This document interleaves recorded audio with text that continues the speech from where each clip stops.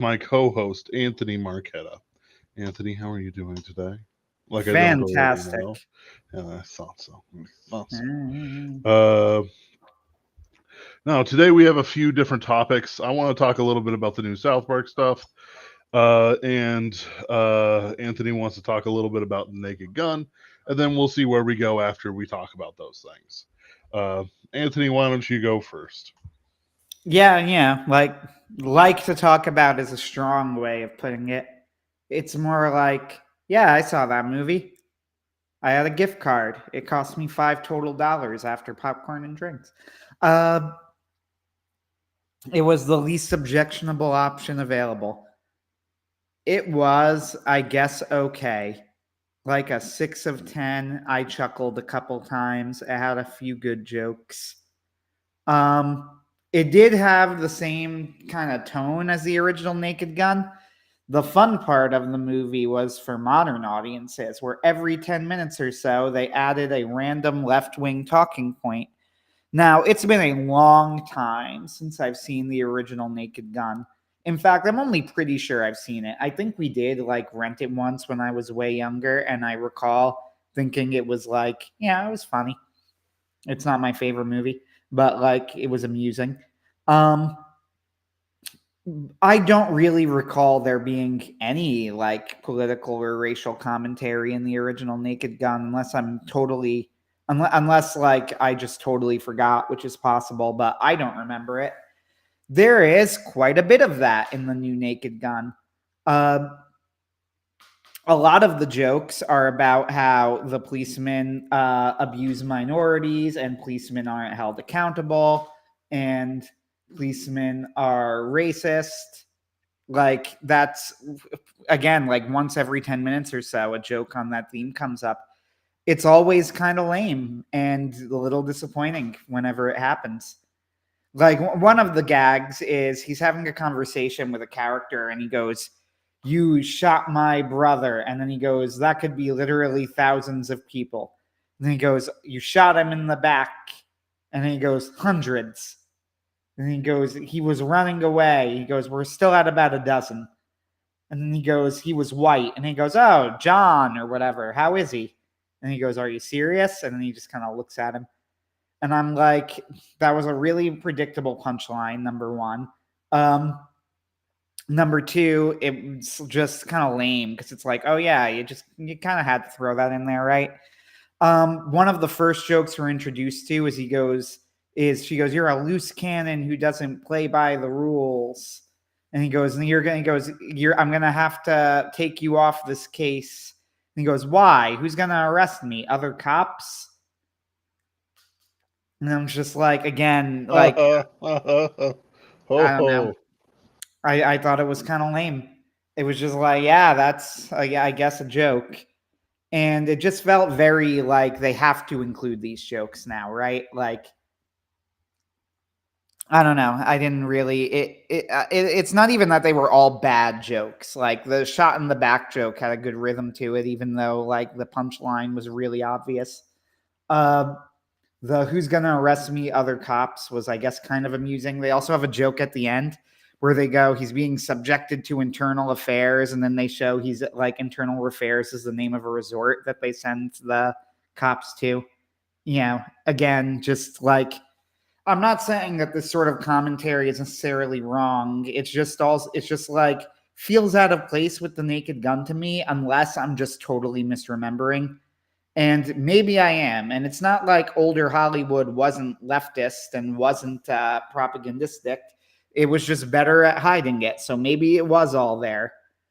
But I don't think so. Right? Um, Yeah. like, I don't think this was in the original Naked Gun. I really don't. And yeah, like it just kind of reminded you every 10 minutes or so that you were not watching a classic comedy. You were watching something made in 2025. Yeah. And that's just sort of, it takes you out of the movie a little bit. The flip side is some of, Naked Gun is like, I think there's a term for this. It's something called like a saturation comedy. It's a saturation comedy, meaning that it just tries to rapid fire as many jokes as possible in as short a period of time as possible. So a decent amount of the jokes are going to land, right? Like some of them are pretty funny. I really liked the gag at the end when the love interest, who's played by Pamela Anderson, is going to shoot the bad guy, and then he grabs her and goes, "No, don't do it." He goes, "I know that you think it'll feel good now, but think about it. It won't solve your problems. It won't bring Simon back." And then she goes, "You don't know that." And then Liam Neeson pauses for a moment and goes, "Well, you're right. Anything's possible." He goes, "But," he goes, "think about it." He's like, "Don't, if you think about it, it's really just one moment." He goes, "Killing someone in revenge, it's one moment, but it follows you for the rest of your life." A little voice in your head going, "Man, that was awesome. I mean, do you really just want to give up our future together just for a few seconds of the greatest feeling you've ever had in your life?" And then she puts the gun down. That was kind of funny. It made me laugh. Mostly because it's what I'm always thinking when you get to these moments where it's like, yeah, I mean, you didn't really give a very good argument against not killing this dude. Like, I know it's not going to bring my brother back. That's not why I want to kill him. So I don't know. I appreciated that joke. The other jokes just kind of slide off your brain. But to be fair, this is also the case in the original Naked Gun. So I can't really, like a lot of the jokes do kind of slide off your brain. They're just sort of there to make you chuckle in the moment. I like the gag that he's a horrible driver and he just keeps randomly hitting people. I like the gag of people handing him coffee randomly in the middle of scenes in places where that's impossible.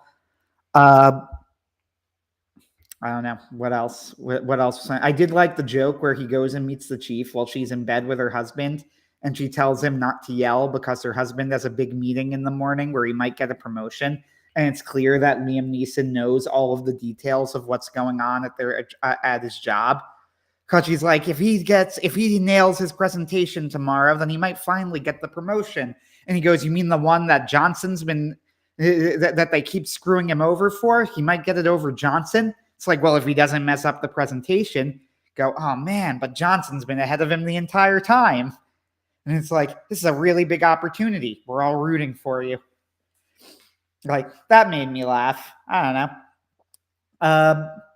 Most of the jokes were just kind of there. They were just like you chuckled mildly when they happened and then you moved on. And that made for a pleasant viewing experience, If anything, it sort of reminded me of Deadpool versus Wolverine in that way, where it was like, I consider that movie to be like a 6 out of 10. I don't really remember any of the jokes or only a couple of them. And it was just kind of mildly amusing, but it was a pleasant viewing experience. I didn't really regret it. It's the same sort of thing, except that every 10 minutes they added like a left-wing talking point just to shake things up. And it's also like, you might go like, well, but I agree with these points and I'm right wing, like I don't trust the police. And that's true. But that's not the point, right? Like, it's not so much that what they're saying is necessarily wrong, although some of it definitely is. Like, body cam footage has made it really, really clear that, like, when there's a conflict with the police and a minority, it is almost always the minority's fault. That's just a lie that they're trying to do to, But yeah, I don't trust the police. I think that the police can be overly violent. I think that they handle things, whatever, right? But it's not the point. It's that's a left-wing talking point. That's why they included it. They included it because they can make this joke. It's safe, right? Like, in reality, a funnier joke would be if they were making fun of, like, which they absolutely could have done in the Naked Gun. I think the old Naked Gun might have done, is make fun of the fact that minorities are like way more violent generally. There's all sorts of comedy potential in this that you could have tapped into, but they would never do that. No. They would do the safe joke. And it's like, like some of the Roadrunner or Wile E. Coyote cartoons. It's like the dog and the coyote have like a punch card, and they log in. It's like punch, punch. Hey Frank. Hey Joe. And then they're like, see you today. Well, I hope not, Joe. And then they separate out. and then like you see the black eyes start to stretch. Ugh, I think I'll outrun him today. Like you could do stuff like that make it funny. Right. Uh, but it's like Or yeah, it requires a little bit of courage. Like, what are you gonna do, Joe? Are you gonna reach for a gun, or are you gonna run for it? Oh, I'm gonna run for it today, guys. I think I can outrun him. He's had that tons could of be funny. that could be funny. I mean, it reminds me of one of my all-time favorite jokes from the Mr. Plinkett reviews, where he's discussing why Samuel Jackson was cast in Revenge of the or in the Star Wars prequels. And he goes, now we all know why. He goes, he's a weird casting choice, right? Because Mace Windu is supposed to be really calm and noble, and Samuel L. Jackson is really good at playing very intense and emotional characters. He goes, so why did they cast Samuel L. Jackson this role? And Plinkett goes, well, we know why they cast him. They cast him to try and bring in the urban viewer, which is another way of saying black people. He goes, now I know that black people watch movies because one of them stole my TV once. Now that joke is incredible. To be 10 frank, out of 10. I still kind of can't believe that he made it, even at the time. Uh, it's so good. In the moment, I burst out laughing, but nevertheless, I don't think that he would make that joke today. Maybe he could get me. Maybe Plinkett could get away with it because Plinkett's whole character is that he's kind of a lunatic, but like, still, I doubt that they would do it today. That sort of thing is kind of a joke I think could be at home in The Naked Gun. And, they had another good moment where he kneels in front of a picture of Leslie Nielsen, who is his father in the movie, and he's praying to him like, Daddy, give me a sign. I love you. And then they zoom out and you see that everybody there is kneeling in front of pictures of actors from the previous Naked Gun film. And it's clear that they're all like the children of the previous actors, and they're all praying to them. Now, this is a good gag already. It's pretty funny. But then they cut to, if you remember, O.J. Simpson was in the original Naked Gun, and they cut to a black guy, and he's about to like go, look, Daddy, please give me, and then he pauses and stops, and he looks at the camera and shakes his head and goes, no, I can't do it. That was pretty funny. Like, good joke. Yeah. Yeah. But yeah, it's mostly like, I feel like this, I don't know. I feel like it should have been, I should have come out of it feeling mostly like I did at the end of Deadpool versus Wolverine. And I ended up with slightly more negative feelings than that. And my feelings at the end of Deadpool versus Wolverine were like, I chuckled, no regrets. It was amusing. 6 out of 10. Worst of the trilogy by far, but not an unpleasant time. That was mostly my feeling during this, but it was also like, and every 10 minutes they needed to like make it clear that they were a leftist, modern Hollywood film. Like, and that was annoying and obnoxious, and it took me out of the movie. And it took me out of the movie even because I knew why they did it. They did it because they could, because they were allowed, and it was cowardly. It's cowardly. Like, it's just kind of lame. I don't, I'm not into that. I don't know. I don't really have, I wish it were better is the other thing too. At the same time, like, there's a certain audience of people. If you loved the original Naked Gun, you will probably like it quite a bit. I didn't love the original Naked Gun. Frankly, probably I would put the original Naked Gun at like a 6 out of 10. Chuckled. It was amusing, right? Like, don't get me wrong. I think it's a funny movie. I think it's worth existing, but like, it didn't blow my mind or anything. Still, people do love that movie. And if you like that style of saturation comedy, New Naked Gun's going to scratch that itch in a way that movies really haven't for a very long time. So for that reason, I did appreciate it. Do I recommend you actually spend money on it? Probably not. Just wait till it comes out on streaming. I don't like that blackmail thing that Hollywood has been trying to do recently, where they're like, if you want to save X type of movie, or you want to save cinemas or whatever, or you want to save this, then come to the movies. Because first off, as far as I could tell, and this is something that we can discuss because we've had private conversations about it and it bothers me. This is not true, obviously, right? Hollywood does not appear to be affected at all by the box office. That does not seem to have anything to do with where their money comes from or what decisions they make. So this is just a lie. Very rarely.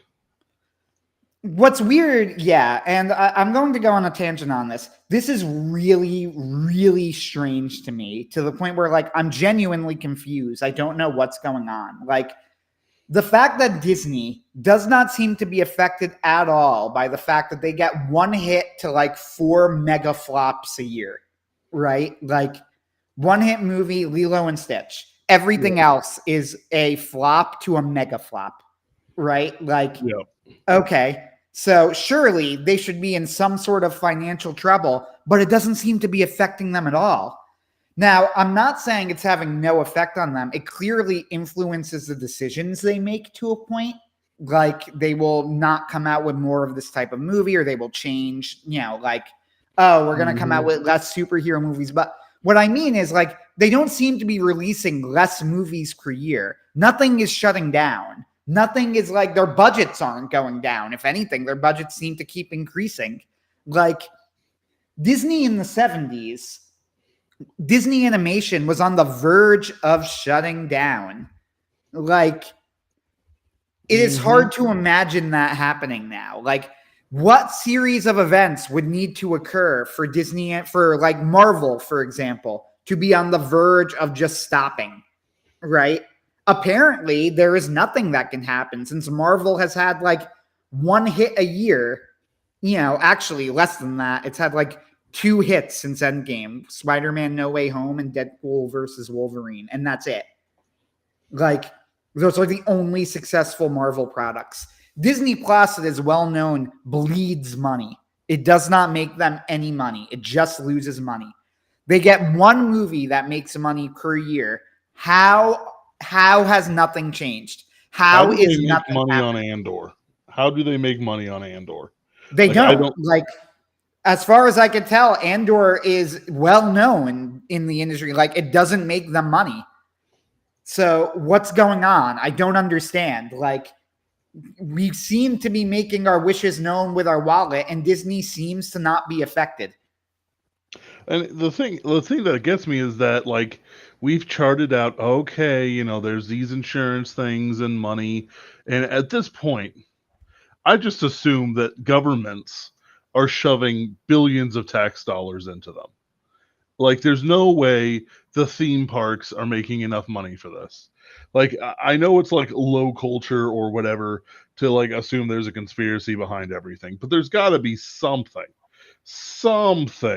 keeping it going. Like South Park, right? Paramount paid 1 point something billion to get South Park on the air. How? Who did this? How could you? Like, where does this money come from that you can spend a cool $1 billion? It's not like it sold advertising thing. Almost everyone I know pirates it. Like, how does this work? It's the same with like Rings of Power, right? Like, Rings of Power, everybody knew before it came out it was going to bomb. Everybody knew it would be terrible. It bombed. It was terrible, right? Nobody liked it and nobody watched it. So how are they still making it? Like, how are they justifying it?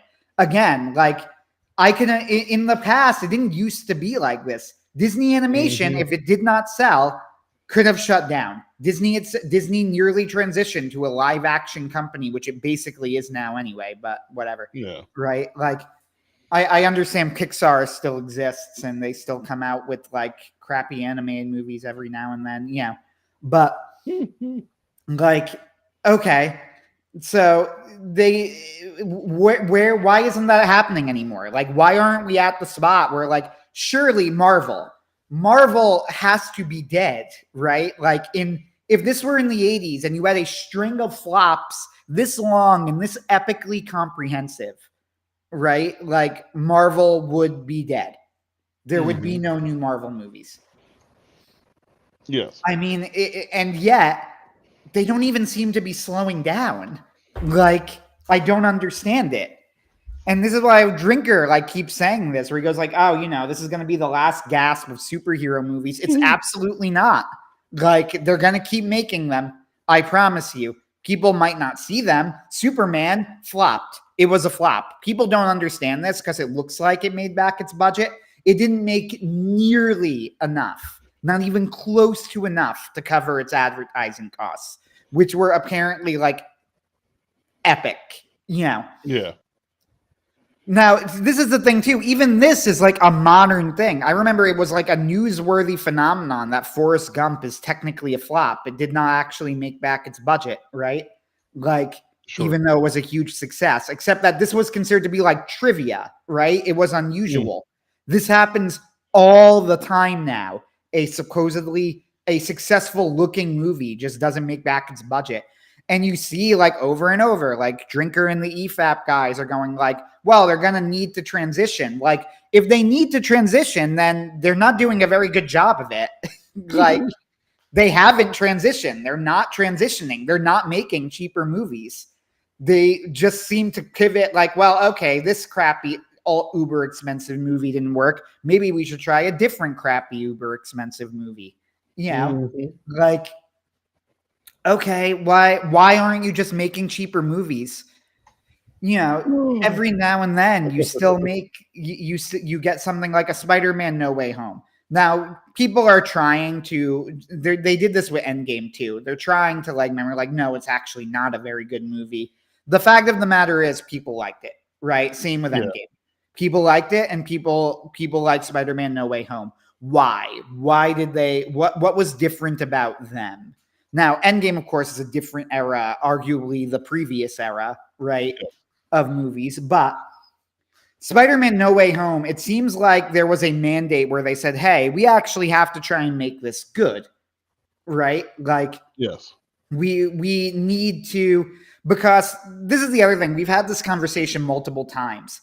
There is a 0% chance this isn't malice. Making something good, a 7 out of 10, isn't that difficult. It's just not. Like, if you have experienced writers making with the budgets they have, if you just want to go, hey, I want this to be good enough, right? Which is pretty much what they did with No Way Home. We absolutely can do that. Like, I could write that easily. It wouldn't be that difficult. Mandalorian is a good example of this. Season 1 specifically, right? Season 1 of The Mandalorian is like what? A 7 out of 10? Yeah. There's nothing special about it. 7 out of 10 even. Yeah, but there's nothing special about it. It is like a decent show. It's an okay watch. Some of the episodes are kind of lame. Some are pretty good. Most of them are fine. Yep. Okay. So with all of that, they clearly can do it if a mandate comes down. Occasionally you get like artist projects that somehow make their way through the system. The Penguin is a great example. The Penguin is the last great show I've seen. It's the last great show, frankly, probably that's come out since Better Call Saul, which is now a long time ago. Yep. Like, Better Call Saul is a legitimate masterpiece. Like, it was... Were you with me on vacation 2 years ago? I think you were there when I watched the finale of Better Call Saul. Yeah, that's what I was thinking of. And this was 3 years ago, I think. Yep. I remember because we went to a NASA museum and you talked about Better Call Saul while we were. I did. And then we watched, and then because the finale was on, I watched it. I was there. I was there. You didn't watch a single episode but the finale. And then you said that you thought it was a predictable ending. And I said, yeah, but they set it up properly. I think it's good. That was a discussion that we had. Like, sure, you could probably predict it, but as we've discussed many times, subversion is not always good. Fair enough. Anyway, point is, I think Better Call Saul is a legitimate masterpiece. It is like an unbelievably good show. frankly, it's obscene how good it is. Like that they came out with it. It has probably the single best plot twist I've ever seen in anything in season 1. Like legitimately, it is shocking, recontextualizes everything, and makes absolutely perfect sense. Like there is nothing that needs to be changed in the writing that makes you go, oh well, none of it works. Like it's brilliant. What was the twist? His brother was sabotaging him? Yes. Oh. Yes. This was, you have to understand that when I was watching if you were a fan watching season 1 at the time, his brother was like, if not a fan favorite, was a very well-liked character. He was seen as like a little pompous but well-meaning, and like, oh, he's going to be the angel on Jimmy's shoulder, and like, and he needs to overcome the devil maybe. And then you get this twist that he sabotaged him. It's a brutal, brutal scene. As he tells him, like, tell me why. And he goes, you're not a real lawyer. You've graduated from an online school. I worked my ass off at Harvard. You're like a monkey with a machine gun, was the famous line. Yes. And I have to stop you. And then if you rewatch the first episodes knowing the twist, it's incredible how well it's set up.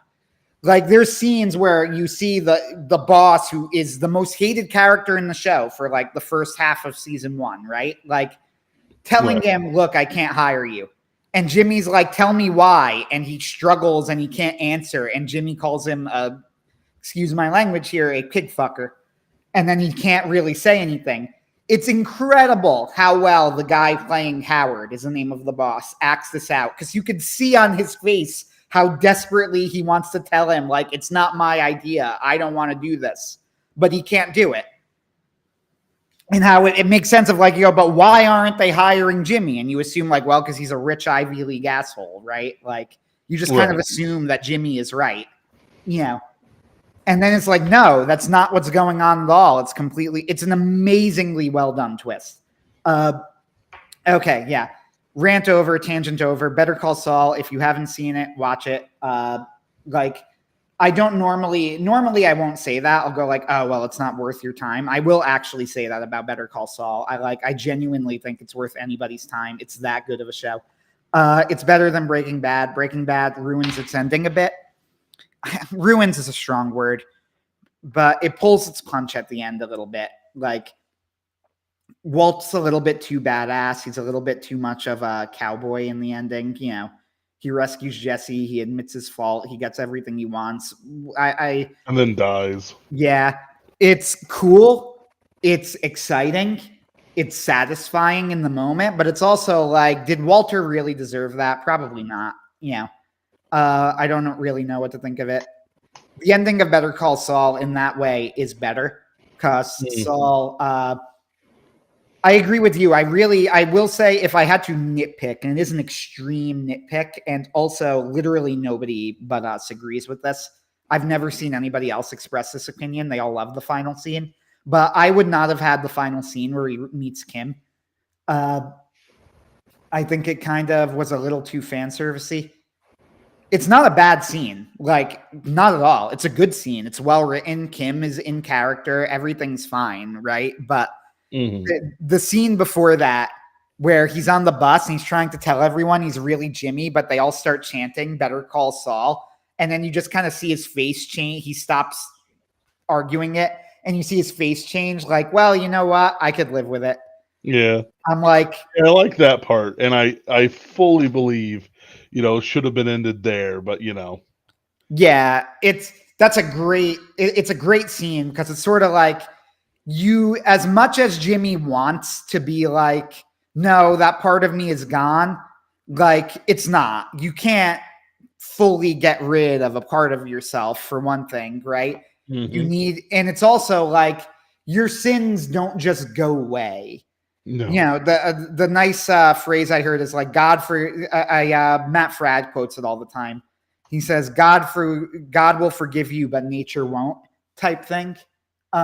This isn't the exact same thing, but it's like Jimmy can repent and he could legitimately regret what he did and he could try and do restitution. And it seems like what he's doing, right? Like in the moment.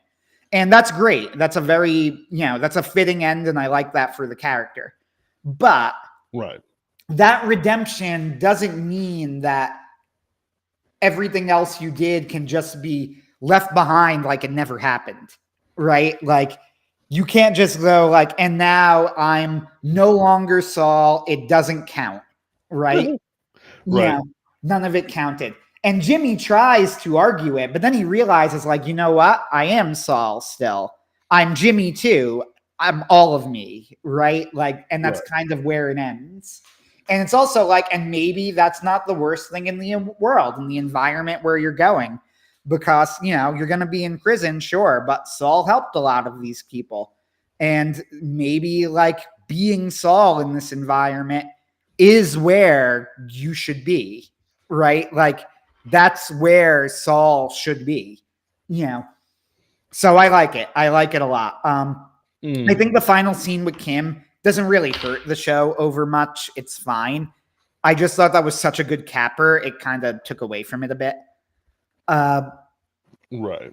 But like, still an excellent finale. Excellent finale. The Breaking Bad finale, I think, is more like immediately satisfying and more fun in some ways. No, it's not, and I'll tell you why. Because Skylar is still alive. Did you watch Breaking Bad? No, I just don't like Skylar because every single time that she comes up and I see a scene with her, it's like she's betraying Walt or she's acting stupid. Or it's like, where's the money? And then the meme goes, I gave it to Israel, and Walt starts crying. I'm you want to know what's funny? Having watched the show in full, I really don't hate Skylar, right? Like, I think she's don't get me wrong. I think you're right that, like, and this is what people see with her. Like, she's always, she can never commit fully is the real thing. That's why people don't like Skylar, is that Skylar doesn't seem like she commits. On one hand, she's not happy with Walt, but she doesn't go to the police, right? And then she sides with Walt, but when Walt wants to go full in, she's opposing him. And then Walt's forced to blackmail her. At the same time, though, I actually think the writing around Skylar is generally pretty good. Like, yeah, it's not pleasant because you're kind of waiting for her to make a full decision. But the point of the character is that she's trapped. Right? Like, she's like a wild animal who's stuck in the corner. There's nothing that she could do. There's no good outcome here. Right? Like, and yeah, she's not necessarily a good person herself. She does, like, she sleeps with the boss, but she does it after Walt betrays her, and Walter is clearly incredibly gamma. I'm not saying that they don't, like, deserve each other, if you get me. I'm just saying I don't like her. She's unpleasant. Yeah. She's unpleasant. That's generally people's reaction to her. And the it really annoys me when I see, like, the actress, she gives an op-ed where she goes like, well, it's all sexism, right? Like, which is, of course, just makes me, it's just annoying, right? Like, okay, so you haven't really addressed any of the things that anybody's actually saying. You're just assuming motives, right? Okay.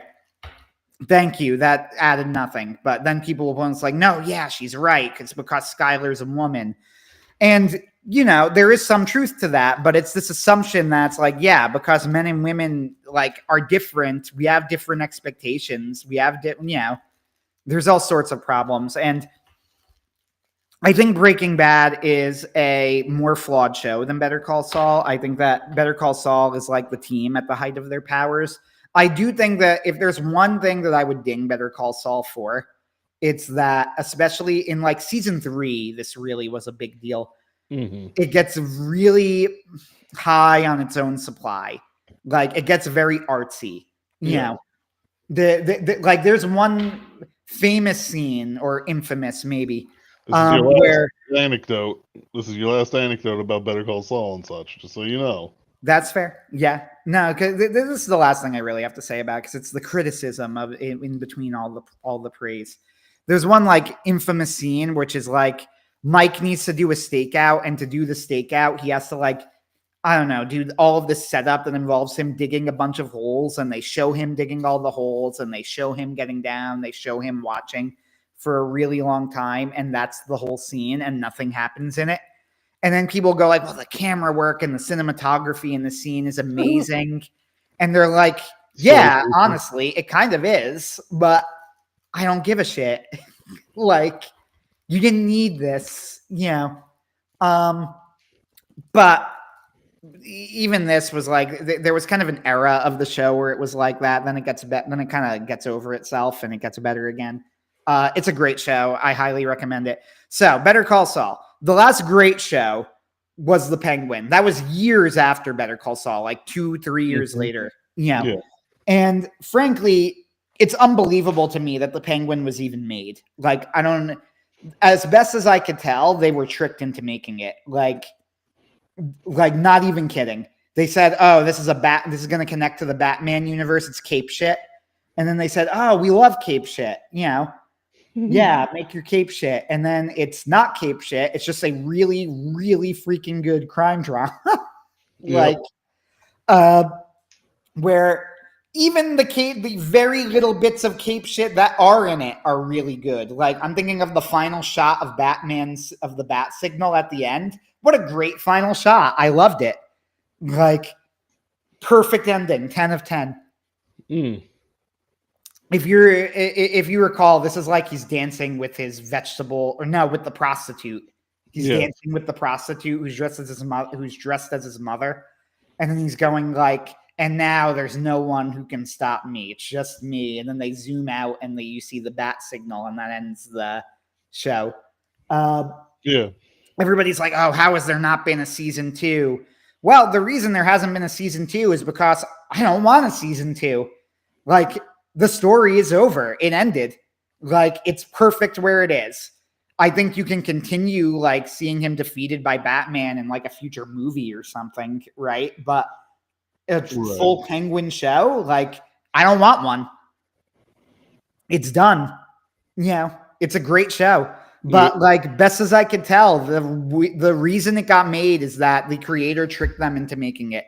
That's not how like they market it or whatever, or that's not like, there's nowhere officially that says this, but they said, hey, let's make a Penguin show. And then it just happened to be like a talented auteur who got a hold of it and said, I'm going to make the crime drama I've always wanted to make, you know, and they did. And it was awesome. Kristen Milotti was fantastic in it. It has legitimately probably the best female character that I've seen in the past, decade plus. Man, like, when's the last time there was a female character that good? I mean, Better Call Saul, I suppose. Again. But, right. Kim's a good character, but like, outside of that, there's nothing. And even Better Call Saul was like 5 years in, at the end of its lifespan. There was nothing else on TV like it anymore. You know, it was like the last gasp of prestige TV, right? Like that whole era of television. And people are so bad at writing women that for us to get like a genuinely what people would probably call a strong woman, you know, in that character, but she's genuinely interesting and compelling and like has a lot of really cool stuff going on. And not like some sort of feminist fetish or some guy's fetish or so. Right. Like, it's like you fetishism and stuff. It's it's one of those things where it's like you just kind of look at it and you go, so this is it. This is what I have to deal with. Yeah, buddy, this is all you get. This right. And that's it. There's nothing else. Like, even in movies, like the good movie, have you noticed that even this quote unquote good movies now, the ones that people are like, oh yeah, that was pretty good, that's the best we're getting, is like, I remember in the heart of the Marvel era, people were enthusiastic about the MCU, right? Wild. Yes. It was like, even including myself, by the way, I was into it in the sense, like, not in a way where it was like, it's peak cinema. I'm not saying that, but like, when Civil War came out, I'm like, oh, dude, you got to watch this. It's really good. There was no qualifying it. You know what I mean? Like, no, Civil War was just a really good movie. Right. And then it was like, when a movie was less than really good, it was kind of notable. Like, it used to be, it's almost like the good movies now are about as good as Ant-Man. Ant-Man was like a mid-tier Marvel movie when it It came was out. okay. Yeah, exactly. It was an okay movie. It was considered like, mid-tier Marvel. And that's everything nowadays. Everything is the good movies are Ant-Man, right? And that was unusual for Marvel. That was going to be like, oh yeah, I mean, it's not going to the best Marvel movie, but it's good. You were also getting stuff like Winter Soldier and Civil War. You were getting in the Avengers tentpole releases, which were genuinely exciting stuff. Yeah. Like when Infinity War came out, it was like, holy shit, this is really good. You might like critique it, you might have issues with it, but everybody's enjoying it. Nobody's qualifying their enjoyment of it. That's the big thing. With Superman, that's not the discourse, right? The discourse was, wow, this was fun. I liked it. It had issues, but, it was still fun. Like Fantastic Four, it's like, oh, the third act wasn't great, but it was pretty good, I guess. Like, Did you hear about Robert Downey Jr. and Right. Dr. Doom and how he's not wearing a mask? Supposedly. Right. Yeah, I don't fucking know. Like, it's so weird where it's just like all of the excitement around new releases is gone. The last movie that I remember coming out that got any legitimate hype, I mean hype where people said, holy shit, you got to see this. This is great, was like Godzilla -1. Yeah. And that's a Japanese movie, number one. It's not Hollywood. It's now years ago. We're like, what, 2 years on? Now, it is legitimately one of my all-time favorite movies. I'm pretty sure it was number 8 when I made the top 10 list, and probably should be even higher. It's an absolutely outstanding film. It's like there hasn't really been anything. There hasn't really been anything else since then. It's just so. It's so weird, the environment that we're in now. And it's like, yeah, I'm not saying you don't get like Sinners came out and it got some buzz from people, but here's the thing, like when I heard Sinners and they go, oh, it's good, I immediately knew they don't want me to watch it because this is a movie that is about how Black people are special because they're oppressed, right? Right. That is the plot of Sinners, as far as I could tell. They're oppressed, and that gives them powers, whatever, right? Like now, this is something that this is a very common thing. They had like the Society of Magical Negroes movie, which was a piece of garbage. Sinners apparently is very artful about it and does this sort of thing well, but I don't give a shit. Like I'm not buying it. I'm not interested. Like, oh no, you don't understand. They hate you, but it's good. Okay. Thank you. Like, there's just nothing. It's really weird, and it's weird that nothing seems to be changing, even though we're doing what everybody said. Like, we're going, okay, well then don't watch it, don't see it. All right, we're not. Now what? Like, it doesn't seem to be working. Yeah. I don't have a real answer here, right? Like, the best we could do is like every few years something will make it through the cracks by accident, like Penguin, or will come from foreign media, like Godzilla -1. Yeah. Well, it's like Nobody 2 might be good. I haven't seen it yet. Caught Stealing might be funny, like, but even then, I'm not feeling it. Right? Like The Phoenician Scheme is a good example. I know that you were a bit. I haven't seen it yet, though. I do want to watch it.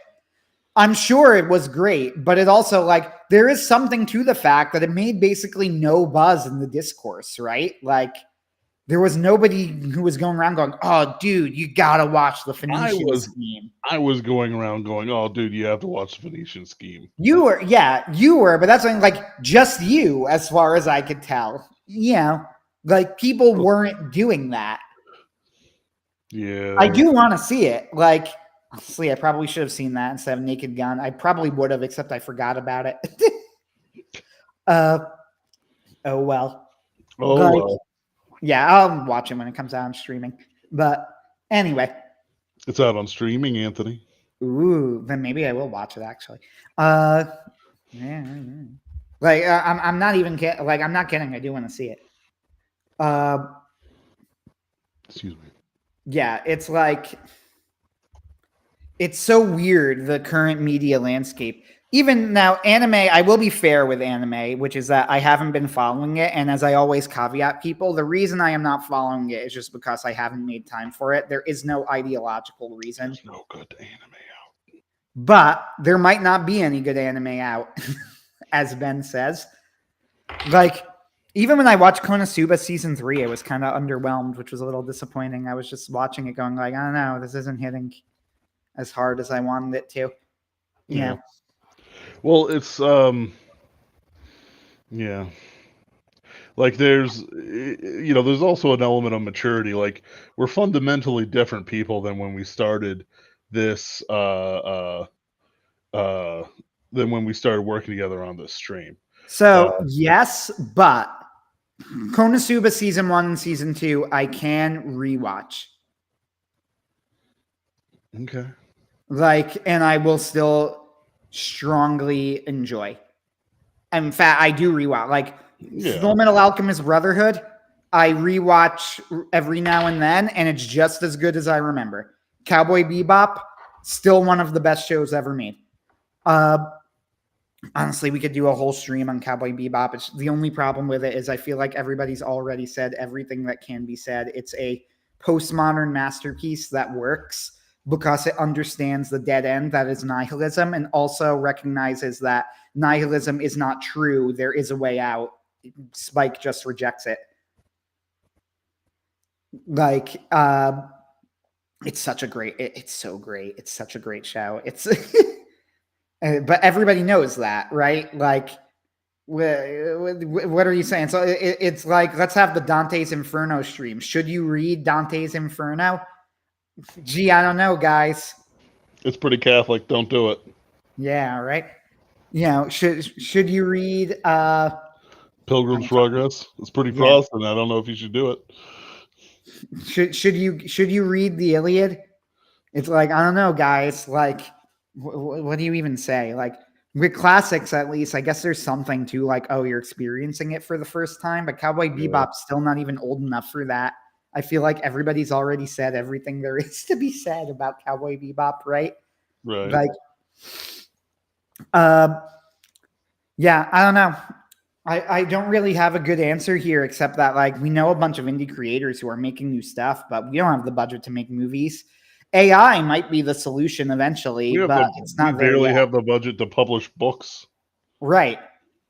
You know, I just had this exchange with Brian Niemeyer where he's like, well, you can afford $3,000 for an editor, like you'll get it back. And it's like, I absolutely cannot.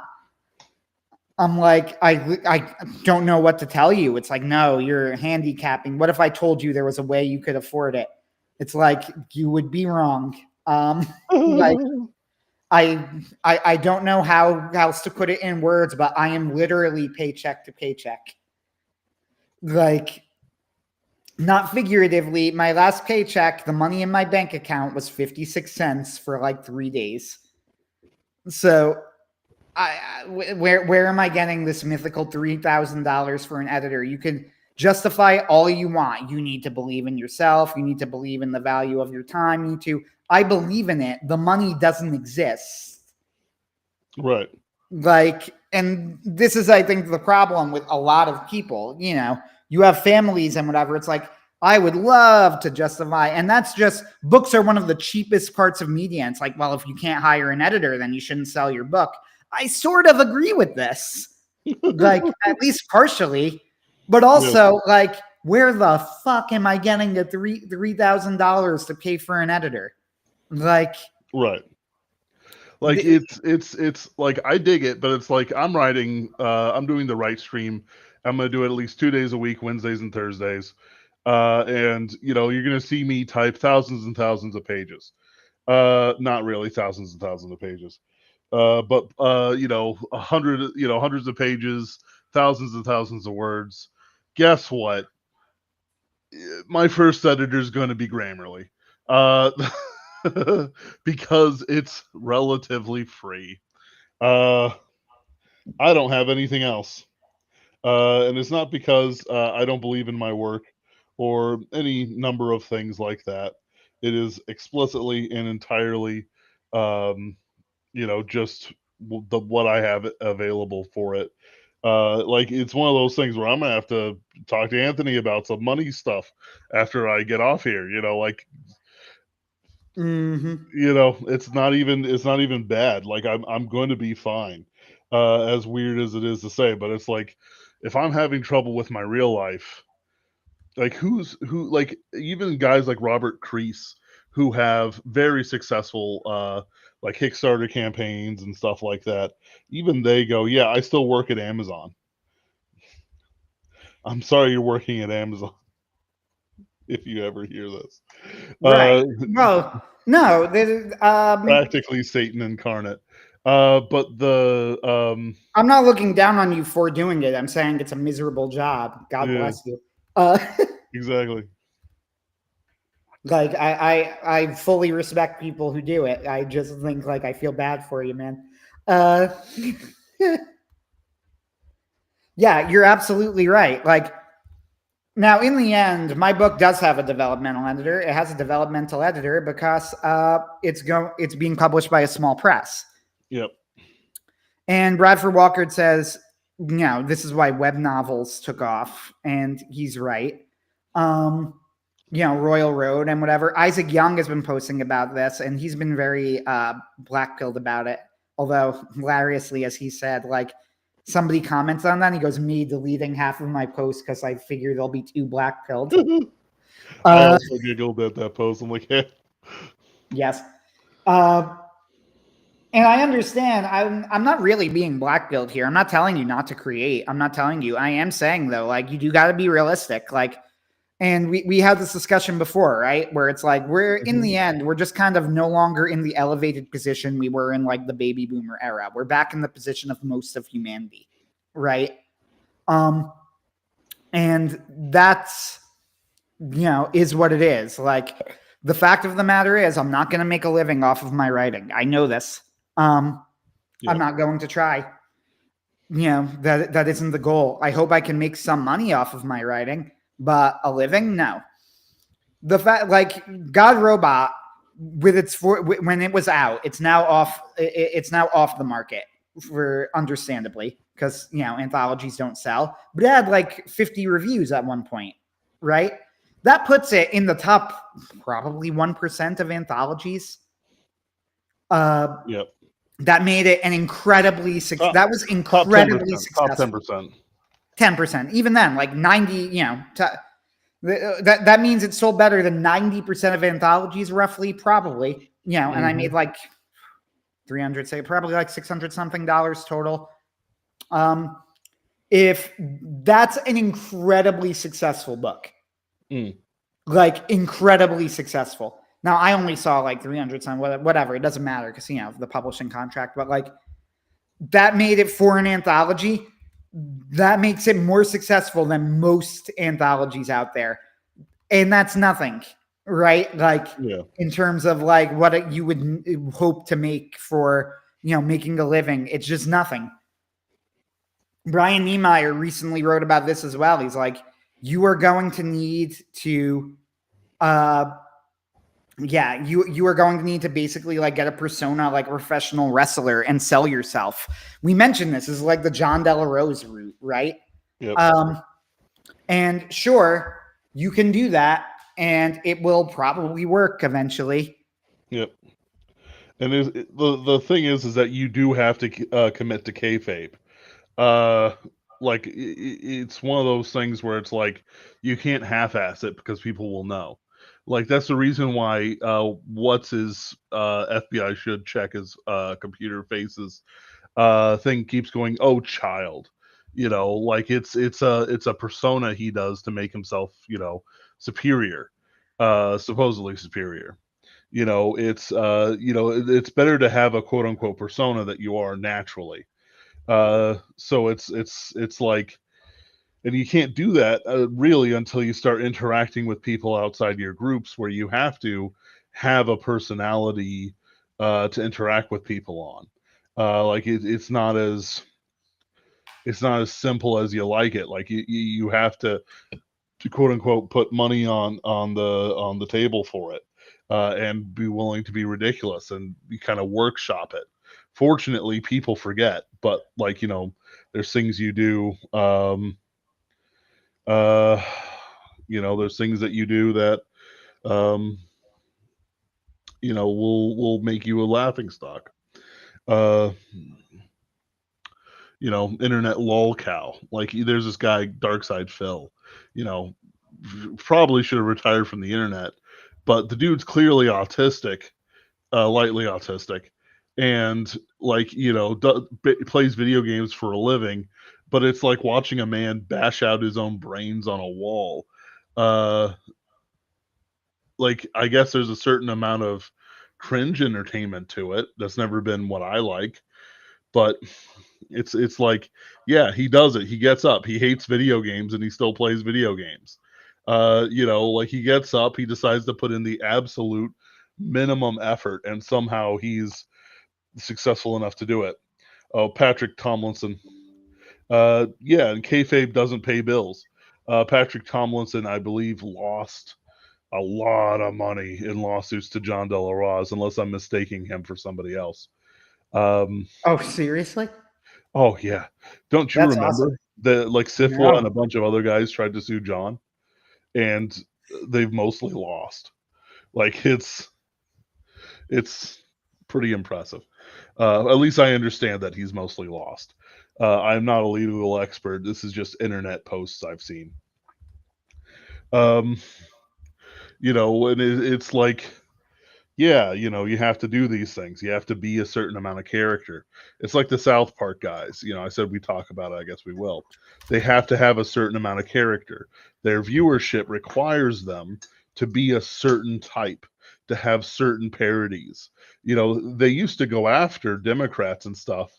Like, they had a pretty brilliant setup where Hillary is like, the timeline's all wrong. I should have won, to the Opie and Anthony forums, and Sif will block that suit, but not to JDA. Oh, okay.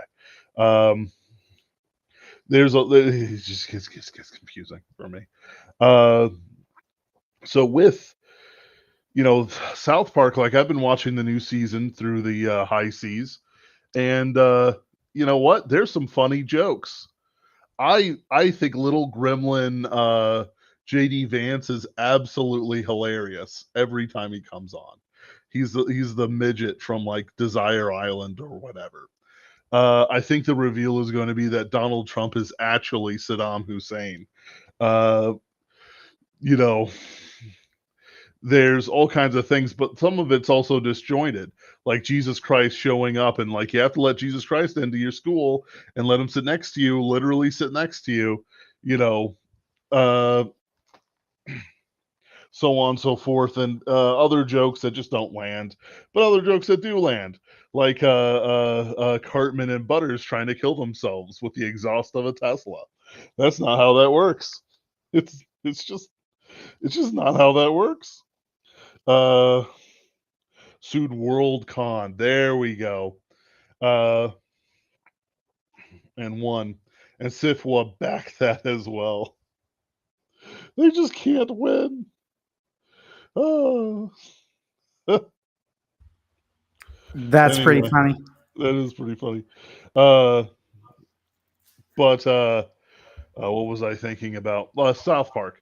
So it's Yes. like, there's jokes that work, right? It is inherently funny to try and kill yourself with the exhaust of a car that doesn't have an exhaust of that kind. Uh, you know, like, hey Butters, if woke doesn't come back, we're gonna have to kill ourselves. But what? And then the Charlie Kirk parodies, very funny. Like, what they should have done though is shrunk Cartman's face to align with the small face Charlie Kirk meme, even though it's absolutely ancient at this time. It's there's things that they could have done better. um, and it's something that I think people don't really get. You know, like they say, "Oh, this was funny. This wasn't funny," but it's like they're stuck with a rule set that doesn't let them Cat Lady Guild, Cat Rambo Lady Guild, um, that doesn't let them win. That will never let them win. Uh, it's you know, there's nothing they can really do about that. Uh, like they have to make certain jokes. They have to have certain setups. Donald Trump has to be revealed to be Saddam Hussein or something. Um, it's like all the liberals going, uh, Donald Trump's dead, Donald Trump's dead. And it turns out he's just been autistically spazzing out because some idiot contractor scraped the sidewalk of the Rose Garden, the limestone sidewalk with a pallet jack, like a moron.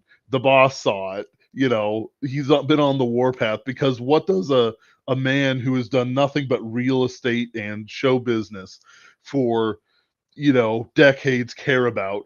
The appearance of his real estate. Like, what else would he care about? So he's just been going on the warpath for that, and he doesn't want to talk to people because he wants to solve this thing. Like, why does he have to always be there for journalists to make fun of him? Oh, he's got a dark spot on his hand, and it's clearly photoshopped. Not even good Photoshop.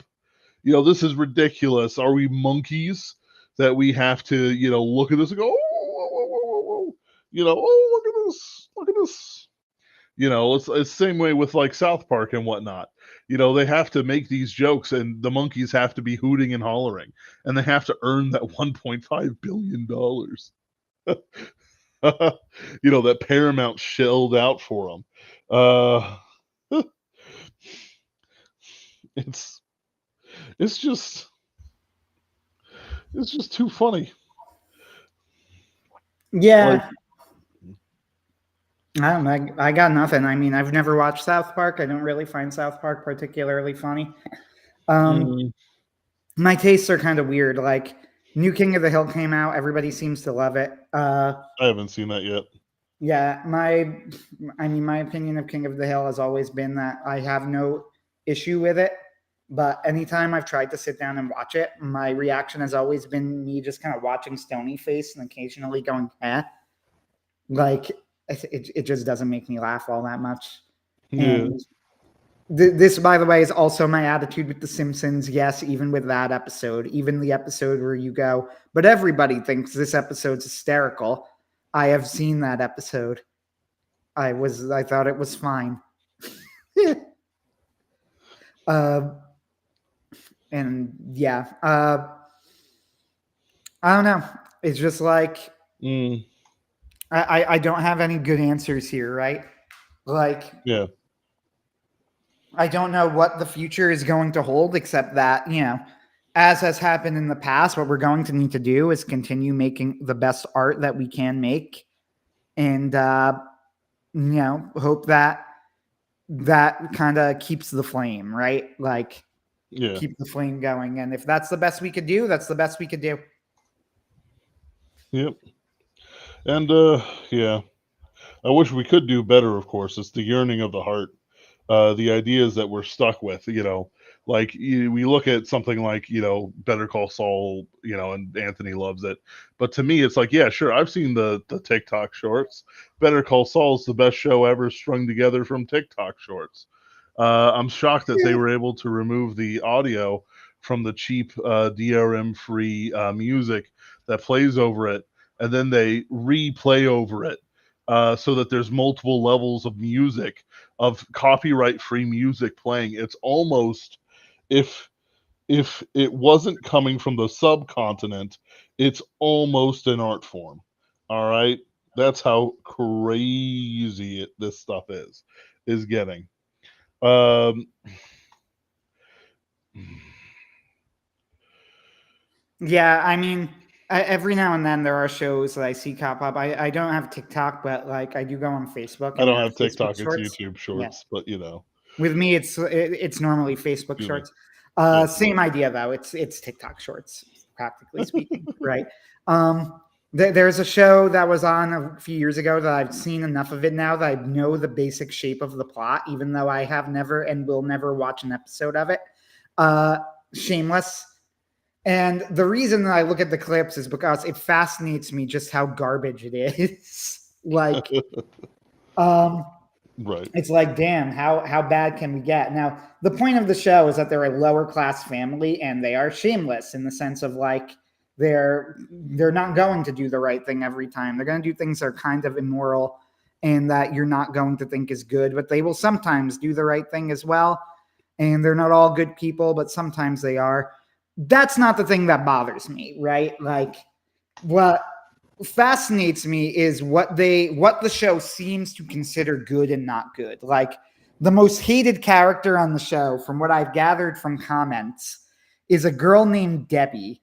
And Debbie's whole thing is that, like, oh, when she's a little kid, she's fun, but when she gets older, she's starved for love. So she essentially rapes a boy by like getting him drunk, or even she might have even drugged him. I don't know the specifics. Again, I didn't actually watch the fucking show. But anyway, and she like has sex with him and then gets pregnant with his baby, and the boy's like, I have no interest in you. That was creepy and weird. Get away from me. And her sister like says, look, if you don't abort this baby, then I'm going to like disown you. And everybody's like, I fucking hate Debbie, because Debbie won't abort the baby. And it's clear that she's only having the baby because she thinks it might be a ticket out of poverty. And also that like it's her only way of like having anyone to love her. Right. But it just struck me as of how, pardon my language here, supremely fucked up it is to be portraying like she won't abort this baby. How vile is, like what a huge mistake she's making, in not aborting this baby. And that's just going to keep her trapped in poverty. And the framing is just so vicious and cruel to me. Like, it's so evil. And that, meanwhile, like this idea, they have a character who then quotes Jesus Christ and who says like, oh, like, you want to kill my child, when she says, and you're clearly supposed to think that they're crazy and wrong, right? That they're just justifying a way to like keep them trapped in this horrible situation by using, outdated religious tropes. And it's like, this is so fucked up, and it's so vile that they're doing it this way. It's perverse and fascinating to see like this is good propaganda, right? Like really good propaganda. This would call, like if I were the defendant, I would convict kind of thing, right? Yeah. Like I would say, well, I can't believe she didn't get an abortion, like she should get an abortion based on the way that everybody's treating it and everybody's acting and the way that's framed in this show. But I've seen real life. That's not how it goes. Like, you're in this situation and you're like, oh, the baby's going to be the thing that keeps you in poverty, when it's just so much bigger than that. And it's also like the framing is all wrong. Yes. It's too late. The baby already exists. Like, you've already fucked yourself over. Now what do you do? Well, it should be you got to put the baby up for adoption, right? Like, you got to leave the baby on the firehouse doorstep, which, by the way, you absolutely can do as well. I'm pretty sure this should be well known. I think it is. Like, you can do that. You won't get in trouble in most major cities. I'm pretty sure like Shameless takes place in Chicago. I would be I would be so shocked if that were not a thing in Chicago, that you could just leave that, like leaving a baby in the firehouse doorstep.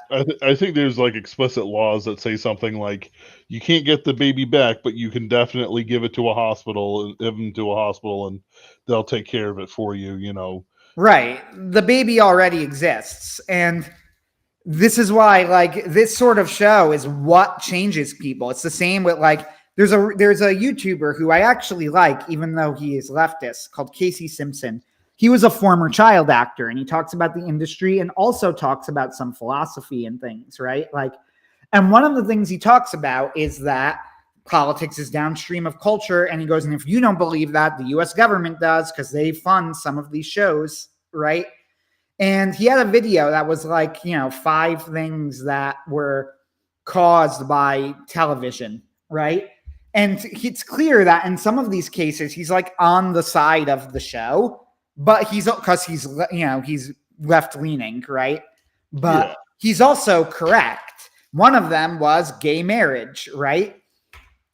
And he says, well, what changed things with gay marriage? And he says 2 shows changed public opinion on gay marriage: Will and Grace and Modern Family. He's absolutely right about this. 100%, right? Like Ellen tried, Ellen failed. What people don't know about Ellen is that it moved too quickly and too soon. Like it moved too quickly and it moved too clumsily and without the right level of nuance. What people don't know is that, yes, Ellen revealed that the main character was gay, but the show tanked in ratings immediately after that and never recovered. Yep. Like Will and Grace was a lot more clever about it. So was Modern Family. And they were also like, they got the timing better. Like America was in a spot to accept it when they came out. Will and Grace, they mentioned one of the biggest. What did Will and Grace do? Like, okay, but what do you mean by propaganda? What did it do? Well, the writers of Will and Grace and the actors of Will and Grace are very explicit about it. Very explicit. What did they do? They portrayed Will as a normal guy who just happened to be gay. And they are very explicit that was the big, like, I'm trying to think of the word, the big innovation of Will and Grace was that he was basically normal, except that he was gay. Normal. Sorry. I know, to the point where gay rights groups were saying he wasn't gay enough because he wasn't acting like a normal gay guy. They knew. This guy hasn't had his guts fall out in the middle of a San Francisco bathhouse. This is unrealistic.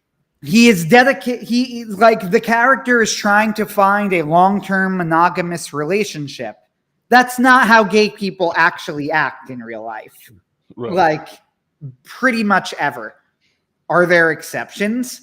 Yeah, like, well, what about my cousin Bobby, who happens to be gay and married? You probably don't want to turn over the leaf on that, right? Like, right. You probably don't want to look under the furniture. How many parties does he have a week? Oh, he what was that? How many parties does he have a week? Oh, he has a lot of parties. Oh, yeah. Like I'm not kidding about this. You will be very, very surprised with probably I would say probably close to 95%, right? Around there of gay couples, even the married ones. What you are not seeing, like you almost certainly are not looking at a traditional monogamous relationship. And even, I know quotation marks traditional, right? But you know what I mean. Yes. Like you are not seeing a monogamous relationship, even with the married ones. Because the truth is the marriage thing never really had any appeal to gay people. It still doesn't. It's mostly just a stick to beat the right with. Yep. Modern Family did the same thing. It had the gay characters. It had a whole storyline about them getting married after it's like, and they basically act like a straight couple, right? Like that's not how gay people act. It never was, it's all propaganda. And even then, one of the hilarious things about Modern Family is that they almost never show the gay people kissing. I'm pretty sure it was even like a thing on the show. They made a big deal out of like showing them kissing because somebody pointed this out. But nevertheless, they don't, right?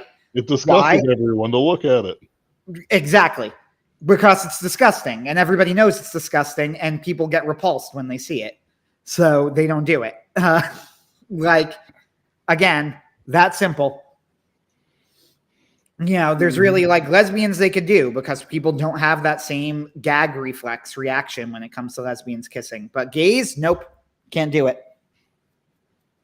I invite you to if you ever have Friends on the background. Now, Friends is a show that I've probably seen most of the episodes, not because I like the show. I actually don't think it's very good, but because it's just like background noise, right? It was just kind of on and there.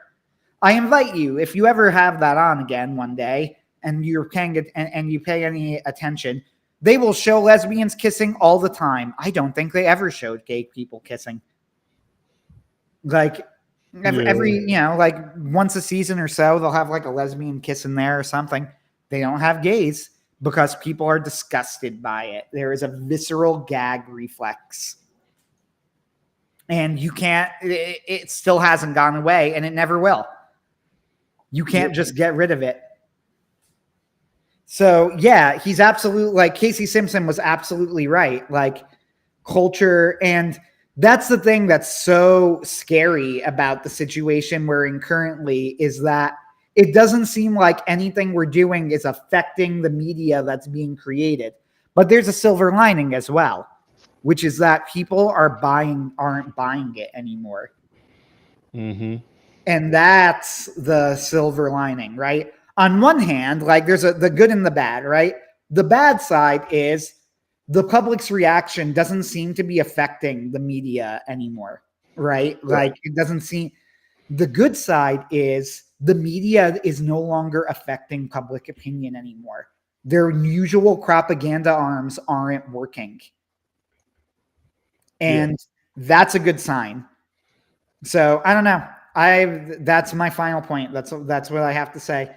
So the good and the bad, and the best, there's a good and a bad side to this. And for our part, the best we could do is keep making art and hope that that sustains people in the meantime. And that's what we're going to do. Yep. Oh yeah. Like, it's one of those things where it's like, it's not about solving something. It's about making sure that there's plenty of information that people can track. That's like, okay, these people talked about it, these people talked about it, because anything on the internet is there until the servers go down. It's and they're probably not going to let that happen just because they're blackmail obsessives. Like, what do you mean the servers are going down? Absolutely not, sort of thing. But it's like, what, like, the Marvel stuff could be seen to decline even as soon as Captain Marvel. The South Park stuff just isn't as good, but it hasn't been very good for a very long time. Like, there's, with the loss of a unified culture that 90% of the people plus followed, it's like you can't communicate at all. Like with the Friends thing, with the lesbians kissing, I saw that stuff just flipping through channels. When I was a kid, with a big old CRT TV, you just see it for a second. It's like, ooh, monkey brain. It's why I had in the Sean's Bizarre Apartment parody April Fool's episode, like bikini shots, is because these shows would randomly pop up for like a single season, and there would be like girls in bikinis for no reason. There's no plot to this,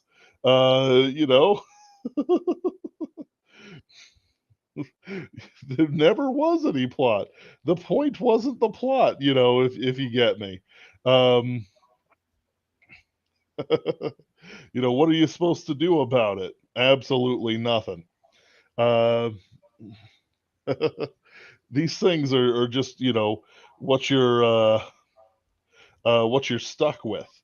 And it's like the culture that we're going to enjoy until, they die, essentially. Because there's no way in hell that they're removing power from themselves. It's just so funny in a terrible, horrible, no good way. Because it's like there's nothing we can do about it. You just accept it, and then you just kind of hope that someone better comes around when they finally collapse. Pretty much. Yep. Oh, well, I don't really have much else to say about South Park. I just wanted to point out that I do find some things funny, just on the parody kind of way, like little midget KD Vance, Master, shall I prepare the rooms for them? Like they do have a wit when it comes to like conservative commentators like Charlie Kirk, who are almost certainly a part of something. It's like he gets a special room, and he can vacation on New Epstein Island, et cetera, et cetera. Not that I think he's that degenerate, but it's like, that's how the left views it. Um, you know, there's a funny scene in the latest episode where Randy is following ChatGPT's business advice and just ruining everything. And he sends Towley to uh, uh, Donald Trump to give him a gift. And it's like, Donald goes, like Jabba the Hutt. And then Randy, just gives him Towley like Luke Skywalker gave him C-3PO, and it's a very funny scene. It gets vile later, but it's like it's more than just some sort of lame attack, right? It has cultural markers that we recognize and that are themselves a little funny, have a little something something to them. But it's all gone. It's like I was reading some Twitter post from somebody, and it's like, oh, we tried to bake cookies for everyone, but they told us to F off and they wouldn't hang out. It's like, yeah, like I don't understand how people don't get it. It's a broken culture. Like the only thing that matters nowadays is the law. Like there's nothing to do it. Like let's say I marry somebody who Anthony and Ken and stuff, disapprove of. That has social consequences for me. I might have married, a Jamaican. All Bum, right. bum. And Anthony and Ken are just foaming at the mouth because if there's, and they've talked about this on many streams, if there's one nationality they hate, one race of people, it's Jamaicans. All right. Just like I am with the Eskimo. Those It's true. ice stealing snow monkeys. The and I can't repeat. I still can't make it to the end of Cool Runnings. There's social consequences for me, but quite frankly, there's not going to be social consequences in any other section of my life. Like who's gonna come after me if I marry the wrong person? Quite frankly, my parents are just gonna be happy I'm married. Like it's maybe there'll be spiritual consequences, but quite frankly, I like it's like I just can't think of it. Like if let's say I date a girl at my bouncing job and she's 18 or something, and I met her while she was 18, of course, nothing weird. Who's gonna punish me socially for dating a girl half my age? Nobody. Maybe my mom will cluck disapproval, but if the girl's nice, she's not gonna care in about 3 meetings. What's my church gonna do? They already, like I hang out with them sometimes, but it's like they're not cutting me from the social stuff. I work during all the major events. I volunteer plenty, but it's like, the men's group, there's I either am sleeping because I worked until like 3 o'clock or AM, or I'm working somewhere else. Like it's like, and that's just my life, right? Anthony, without doxing yourself, how much do you spend with people that aren't your family? Like you didn't talk to anyone at the church we went to together, like nobody's disapproving of your. And by the way, I got the RSVP. This is the first I've heard of it. Your fiance. All right, when was I going to meet her? But Ken has a nice letter that he sent. it is a nice letter. By the way, what the fuck? That was like the nicest invitation I've ever seen. How much money did they spend on that? How come yours aren't as good as this, Anthony? I didn't have one. I just messaged people everywhere I could. I went, oh, by the way, you're in. Right. But it's like, if your family disapproves of Caitlyn, what are they going to do about it? Nothing. Like, we don't have it would be kind of a bit. So let me answer that honestly. Like, if I found someone that my family genuinely disapproved of, I could think of several things that would actually do it. Like Jamaican. I think that I think they might not come to the wedding. Like if it were that bad, like it would. But what would that bad be? Let me try and be honest here. Like, oh, I don't want to say because it would might make my family look bad. I would tell you privately though. Yeah. But but there are things that you in person, you particularly have. But it's even then it's directly related to our families, right?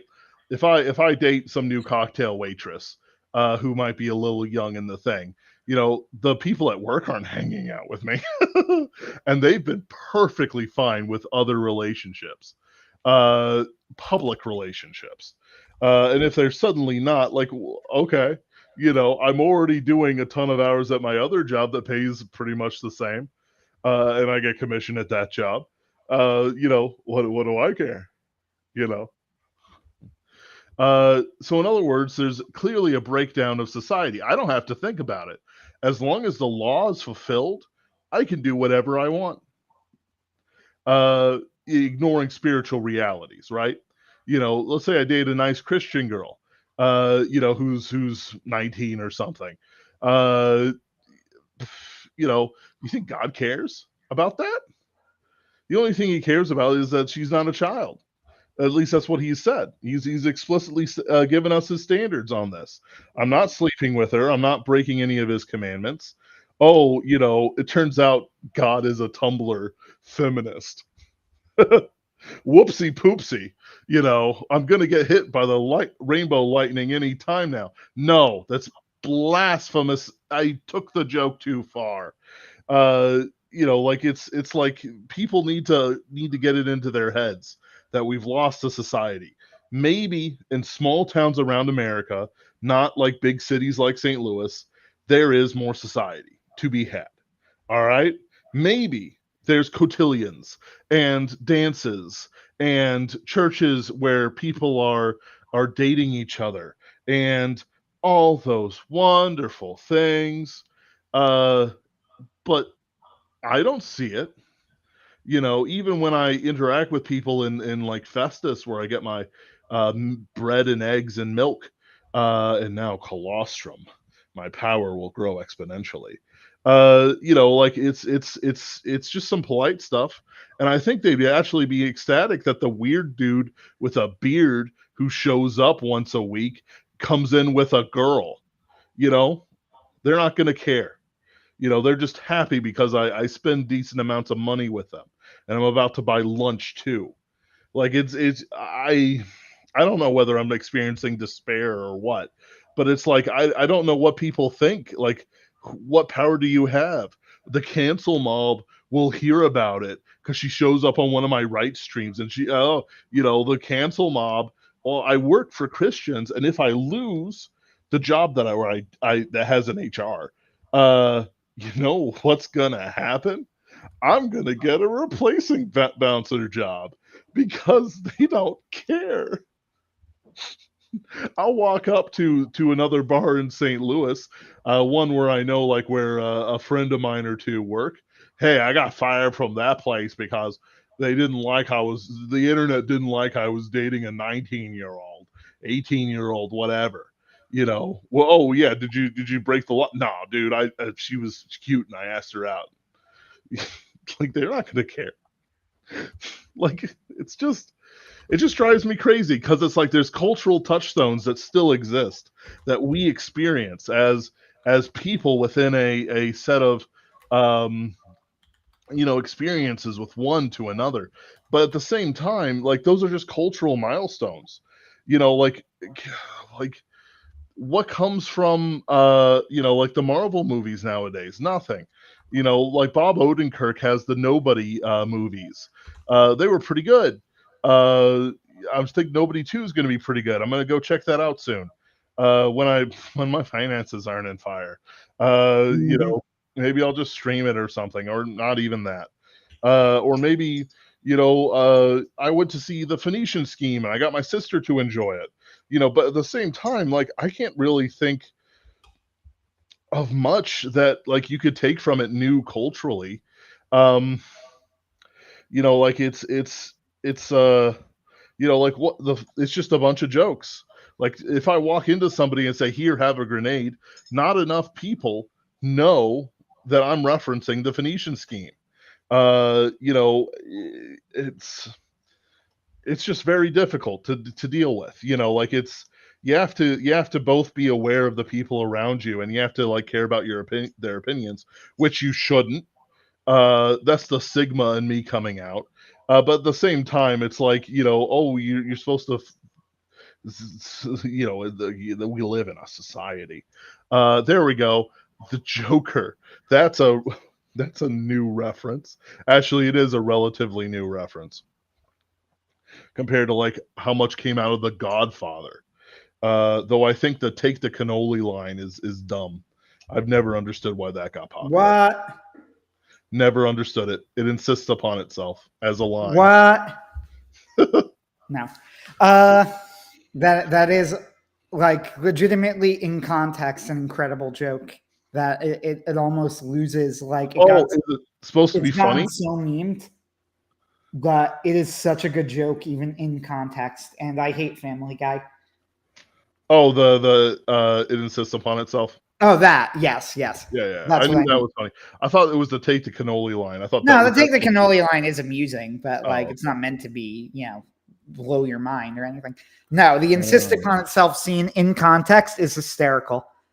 I can't stand Family Guy. It's in the category of shows that I sometimes call anti-funny, where it's so not funny it sucks humor out of the room. Most Chuck Lorre shows are in this category. Mm. Uh, But you get what I'm saying about things like yes, society I and do. stuff like that and references. It's like you know, like it's I understand that I'm a fairly atomized individual. Most of my friends are at a distance from me, and I rarely see them as much as I want to. But also I made deliberate choices to cut out some very bad friends of mine that were holding me back and didn't understand me. You know, so it's like it's a balancing act. Like you want that social graces, but at the same time, you know, if somebody's actively out to hurt you or ignore you, you know, like you can't really treat them the same way. Um, you know, maybe if I got into a different hobby that wasn't so lonesome as writing, it'd be different. But that's why I go to places like the Old Glory Club and whatnot. Those are great guys. Uh, the Uh, yeah, that's about everything. You know, like I know it's a pretty despairing rant there, basically saying that there's no social graces. You know, all it's all you know, like there's no society in America now, and there is when you look for it, right? When it's in the small towns of America and so on and so forth. But you know, I think it's something that should be considered when you take action. You know, like I'm going to be doing some things to try and take power. You know, take some influence, even if it's very little, very small. And the reason why I'm doing it isn't because of some sort of um, strange, you know, desire for glory. It's just because that's what a right wing man needs to do these days. And even if you don't do it well, you can at least keep the seat warm for somebody who will do it well. Um, you know, like there's a lot of things we have to do, and quite frankly, it's mostly work and being nice and smiling. And maybe I'll join society, have a debutante ball, and flounce and dance with all the cute art history lesbians or something. Oh, stupid. Amazing. Uh, yeah, I might do. I might start something in my church. See if I can do like my local parish. So the parish we went to when you visited was not my local parish. Actually, that was just the earliest one. Right. But I my get it. local parish, though, is really, really tiny, and I am one of the younger people there. Certainly, one of the younger single people there. Or You're not current. single. I'm not married. Mm.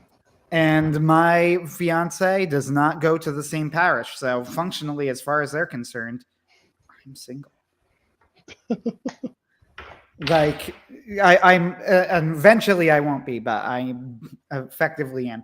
I might start something there, like a Frassati group, which is Blessed Pierre Giorgio Frassati, who is going to be canonized in like 1 week from today. I'm very excited about this. That sounds like sarcasm and like I'm shit posting, but I'm actually not. I genuinely am excited about this. He's great. Look him up.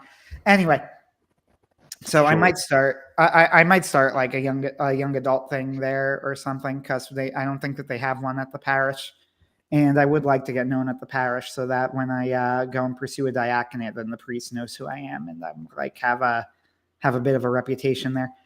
But anyway, so you're right. We do need to take our place in society. I should also probably do something to help the poor, because like Jesus said something about that. I don't know. He said it was like important or some shit. So wow. I don't know what.